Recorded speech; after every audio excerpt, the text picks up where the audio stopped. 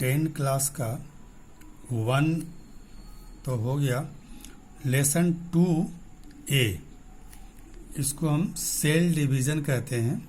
हिंदी में इसका नाम है कोशिका विभाजन। सेल डिवीज़न को हिंदी में कहेंगे कोशिका विभाजन। इसका साधारण परिभाषा है, एक वयस्क कोशिका का 2 या 2 से अधिक भागों में विभाजित होने की क्रिया को कोशिका विभाजन या सेल डिवीज़न कहते हैं। जो कोशिका बटेगा उसे हम कहते हैं मातृकोशिका या मदर सेल, और जो कोशिकाएं उत्पन्न होंगी उन्हें कहेंगे पुत्री कोशिका या डॉटर सेल। तो इसका परिभाषा हुआ, एक एडल्ट कोशिका, एडल्ट सेल का 2 या 2 से अधिक भागों में विभाजित होने की क्रिया को कोशिका विभाजन कहते हैं। इसके बाद हमें पढ़ना है 2 तरह का कोशिका, एक है सोमैटिक सेल और एक है जर्म सेल। इसके सोमैटिक सेल में है, इसको हम कहते हैं दैहिक कोशिका या शारीरिक कोशिका। दैहिक कोशिका या शारीरिक कोशिका, तो इन कोशिकाओं से शरीर का निर्माण होता है। सोमैटिक सेल जो है, इनसे शरीर का निर्माण होता है। इनमें क्रोमोसोम की संख्या डिप्लॉयड, डिप्लॉयड मतलब 2n, और जनरली हम लोगों का जो कोशिका है, एक कोशिका के केंद्रक में क्रोमोसोम की संख्या 46 होती है, 46 होती है। तो ये जोड़े में रहती है, ये 23 जोड़ी होती है, 23 पेयर्स, और इसको हम लोग डिप्लॉयड कहेंगे सोमैटिक सेल को। और दूसरी कोशिका है जर्म सेल, जनन कोशिका, और इसमें क्या है, इस वह कोशिका जिससे युग्मक या गैमेट का निर्माण होता है, उसे हम कहेंगे जर्म सेल या जनन कोशिका। इसमें क्रोमोसोम की संख्या हैप्लॉयड n यानी आधी होती है। तो हमारा जो कोशिका है जनन कोशिका, इसमें क्रोमोसोम की संख्या 23 होगी, 23 होगी। n 2n मतलब डिप्लॉयड 46 और n मतलब 23 हैप्लॉयड। तो ये 2 तरह का कोशिका हुआ, सोमैटिक सेल और जर्म सेल। तो सोमैटिक सेल ये शरीर का निर्माण करेगा और जर्म सेल युग्मक या गैमेट। तो युग्मक और गैमेट के बारे में हम लोग लेसन 2B में फिर से बढ़िया से पढ़ेंगे, अभी इतने जानना है। इसके बाद एक चीज और हमें जानना है, क्रोमोसोम। क्रोमोसोम को हिंदी में कहते हैं गुणसूत्र। क्रोमोसोम हिंदी में कहलाता है गुणसूत्र। इसका साधारण परिभाषा हम कह सकते हैं, कोशिका के केंद्रक में पाई जाने वाली वह सूतनुमा रचना जो माता पिता के लक्षणों को संतानों में संचरित करता है या ले आता है, उस रचना को हम क्रोमोसोम कहते हैं। तो क्रोमोसोम जो है ये DNA का बना होता है, डीऑक्सी राइबोज न्यूक्लिक एसिड, और इसकी जो इकाई है वो जीन है, और जीन ही असल में ये माता पिता के लक्षणों को संतान में ले आता है। ऐसे क्रोमोसोम को हम लोग 2 भागों में बांटते हैं, ऑटोसोम और सेक्स क्रोमोसोम। ऑटोसोम और सेक्स क्रोमोसोम। तो ऑटोसोम का परिभाषा कहेंगे, वह क्रोमोसोम जो शारीरिक लक्षणों का निर्धारण करता है, उसे हम कहेंगे ऑटोसोम। हमारे में 23 जोड़ा क्रोमोसोम है, तो 23 जोड़ा में 22 जोड़ा ऑटोसोम होता है। और दूसरा क्रोमोसोम है सेक्स क्रोमोसोम। तो वह क्रोमोसोम जो लिंग निर्धारण में भाग लेता है, सेक्स डिटर्मिनेशन में भाग लेता है, उसे कहेंगे सेक्स क्रोमोसोम। इनकी संख्या होती है 1 जोड़ी। इनकी संख्या 1 जोड़ी होती है।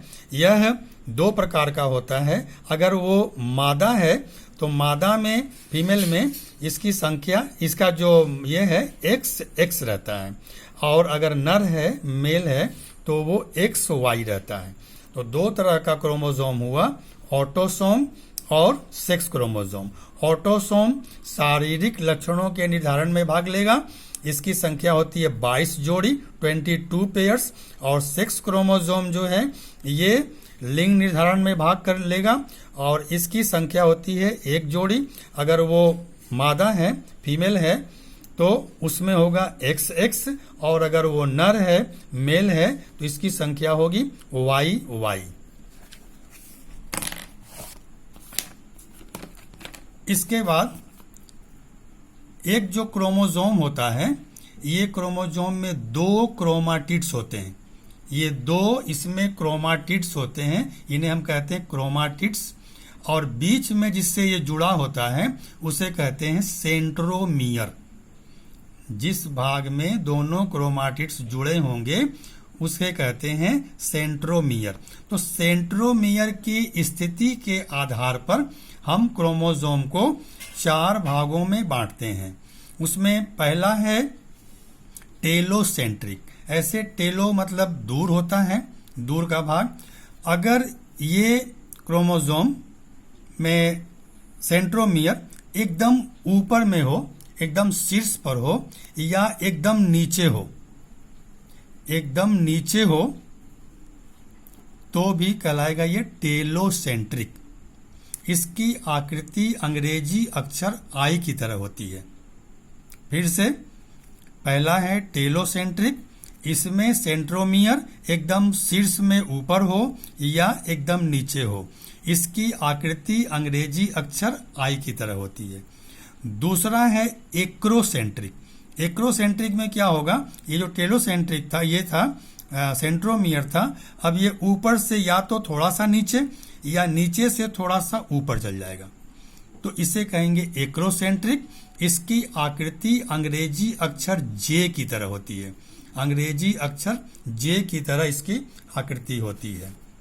तीसरा है मेटासेंट्रिक। मेटा मतलब मिडिल या मध्य मानेंगे, जिसमें सेंट्रोमियर एकदम बीच में हो, एकदम मध्य में हो, उसे कहेंगे मेटासेंट्रिक क्रोमोसोम। इसकी आकृति अंग्रेजी अक्षर भी की तरह होती है। इसकी आकृति अंग्रेजी अक्षर भी की तरह होती है। और चौथा है सब मेटासेंट्रिक। सब मेटासेंट्रिक, इसमें जो क्रोमोसोम यहाँ पर बीच में था ये थोड़ा सा नीचे आ जाएगा, तो नीचे आने से इसकी आकृति अंग्रेजी अक्षर एल की तरह हो जाएगी। तो ये होगा सब मेटासेंट्रिक। ये 4 तरह का क्रोमोसोम हुआ। पहला था टेलोसेंट्रिक, दूसरा एक्रोसेंट्रिक, तीसरा मेटासेंट्रिक और चौथा सब मेटासेंट्रिक। इसमें शॉर्ट क्वेश्चन भी पूछता है कि अगर इसकी आकृति आई की तरह हो तो वह कौन सा क्रोमोसोम है, तो वो कहलाएगा टेलोसेंट्रिक। या कौन सा क्रोमोसोम है जिसमें सेंट्रोमियर मध्य में होता है, तो उसका नाम क्या कहलाएगा, मेटासेंट्रिक। ऐसे ये कुछ भी पूछ सकता है, या तो आकृति देकर नाम पूछेगा, या सेंट्रोमियर का पोजीशन देकर नाम पूछेगा, या इसका नाम दे दिया और नाम देकर इसका परिभाषा पूछ सकता है। तो ये था क्रोमोसोम के बारे में। इसके बाद है अब एक साधारण कोशिका है, उस कोशिका के बारे में हमें जानना है। तो एक सिंपल कोशिका का चित्र बनाया गया है। इसमें हमें बहुत कुछ नहीं जानना है, कुछ केंद्रक के बारे में विशेषकर जानना है, और केंद्रक के अलावा सेंट्रोसोम और 2-3 भाग और है, इसको बताया जा रहा है। तो केंद्रक जिस झिल्ली से घिरा होता है उसे कहते हैं केंद्रक झिल्ली। केंद्रक जिस झिल्ली से घिरा होगा उसे कहेंगे केंद्रक झिल्ली। अंग्रेजी में कहेंगे न्यूक्लियर मेम्ब्रेन। अंग्रेजी में कहेंगे न्यूक्लियर मेम्ब्रेन। इससे केंद्रक चारों ओर से घिरा होगा। केंद्रक के अंदर जो लिक्विड मिलेगा, जो द्रव मिलेगा, जो पानी की तरह पदार्थ मिलेगा, उसे कहेंगे केंद्रक द्रव, न्यूक्लियोप्लाज्म। केंद्रक द्रव या न्यूक्लियोप्लाज्म। इसमें कुछ जाल नुमा रचना मिलेगा, सूता की तरह उलझा हुआ रचना मिलेगा, जिसे कहेंगे केंद्रक जाल या न्यूक्लियर रेटिकुलम। Nuclear reticulum. इसमें एक और गाढ़ा रचना है जिसे हम केंद्रिका कहेंगे, न्यूक्लियोलस। तो ये चारों जो भाग हैं, ये चारों भाग केंद्रक का है। फिर से जिस झिल्ली से घिरा हुआ उसे कहेंगे केंद्रक झिल्ली। इसके अंदर जो द्रव है उसे कहेंगे केंद्रक द्रव। इसके अंदर जो जाल है उसे कहेंगे केंद्रक जाल। और इसके अंदर एक और गाढ़ा रचना है जिसे हम केंद्रिका कहेंगे। तो ये चारों भाग केंद्रक का भाग है।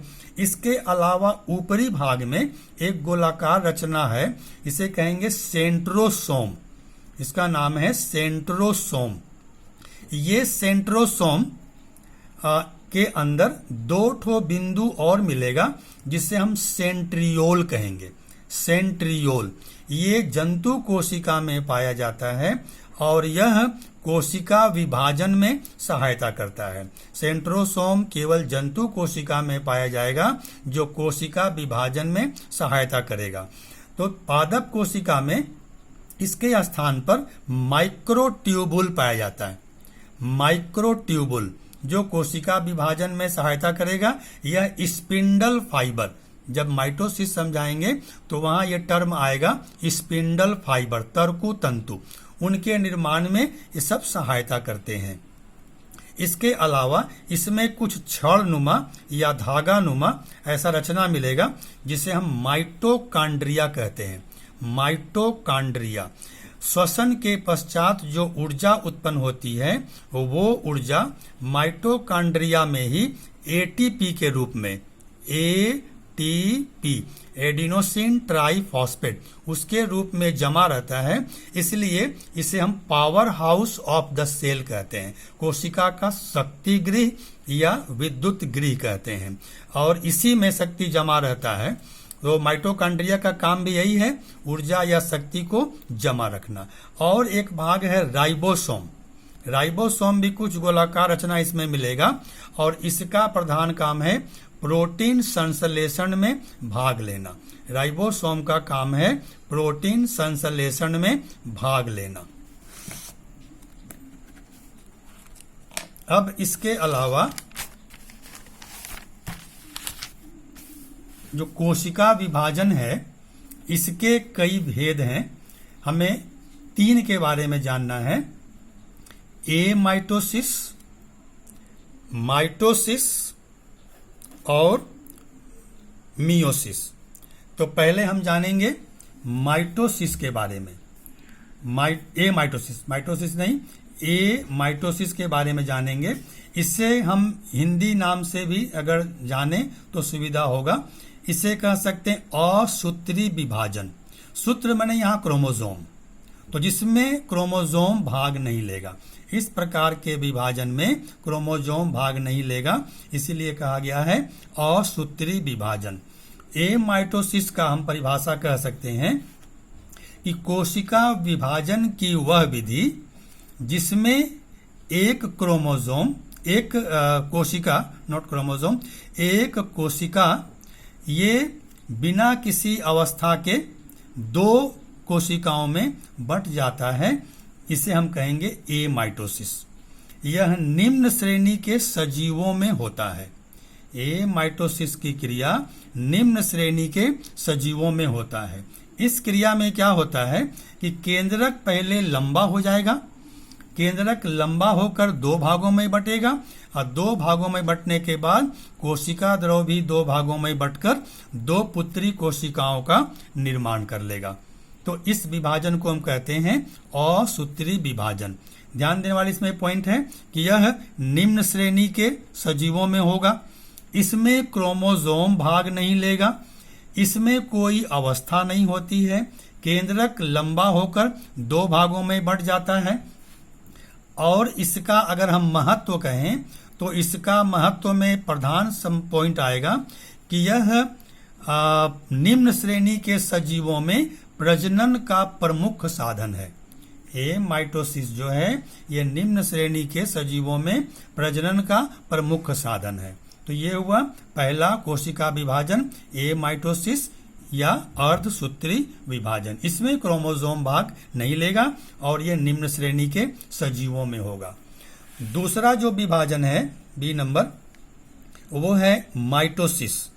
माइटोसिस को हम हिंदी में कहेंगे समसूत्री विभाजन। सम मतलब समान होता है, बराबर, इक्वल। तो इसमें अभी पहले चर्चा हुआ था, अभी सोमैटिक सेल बताए थे, कोशिका में सोमैटिक सेल। तो इसका हम परिभाषा कैसे कहेंगे कि वह विभाजन जो सोमैटिक सेल में होता है उसे हम कहेंगे माइटोसिस। वह विभाजन जो सोमैटिक सेल में होता है उसे हम माइटोसिस कोशिका विभाजन कहेंगे। इस विभाजन के पश्चात 2 पुत्री कोशिकाएं उत्पन्न होती हैं। इस विभाजन के पश्चात 2 पुत्री कोशिकाएं उत्पन्न होती हैं। इनमें क्रोमोसोम की संख्या मातृ कोशिका के बराबर होती है। इनमें क्रोमोसोम की संख्या मातृ कोशिका के बराबर होती है, इसलिए इसे हम इक्वेशनल डिवीजन कहते हैं। हिंदी में कहते हैं समीकरणीय विभाजन, क्योंकि जितना मातृ कोशिका में क्रोमोसोम होगा उतना ही पुत्री कोशिका में। अगर ये हमारा सोमैटिक सेल है तो उसमें इसकी संख्या 46 होती है, 2n होती है। तो अगर मदर सेल में 46 है तो डॉटर सेल में भी ये 46 ही होगा, 2n ही होगा। बताए थे 2n होता है डिप्लॉयड, 2n डिप्लॉयड होता है। जो जितनी मातृ कोशिका में होगी उतनी ही पुत्री कोशिकाओं में होगी।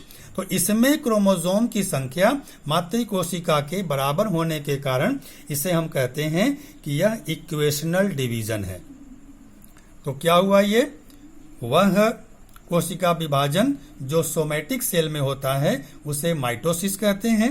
इसके पश्चात 2 पुत्री कोशिकाएं उत्पन्न होती हैं।